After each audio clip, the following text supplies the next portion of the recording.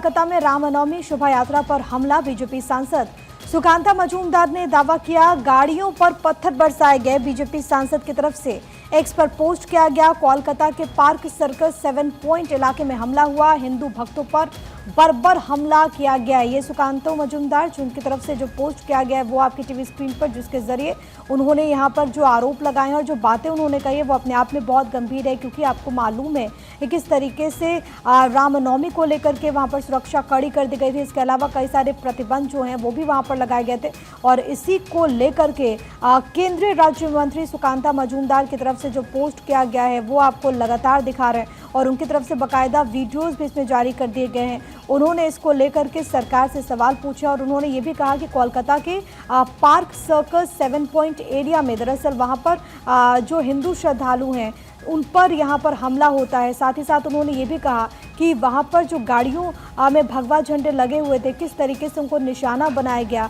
Police पर उन्होंने प्रश्न उठाए। उन्होंने पूछा कि आखिरकार पुलिस कहाँ थी जब ये घटना घटी। साथ ही साथ ममता बनर्जी से भी उन्होंने कई सारे सवाल यहाँ पर डाले और उन्होंने कहा कि प्रदेश में कोई कदम नहीं उठाए जा रहे हैं, जो वहाँ पर भोले भाले हिंदू हैं उनकी रक्षा के लिए कोई कदम नहीं उठाए जा रहे हैं। इसके अलावा उन्होंने ये भी कहा कि दरअसल वहाँ पर जो भीड़ थी वो लगातार हमला कर रही थी, लगातार वहाँ पर लोगों को निशाना बनाया जा रहा था, लेकिन आखिरकार पुलिस इस दौरान कहाँ थी। जो वीडियो उन्होंने जारी किया है वो आपकी टीवी स्क्रीन पर।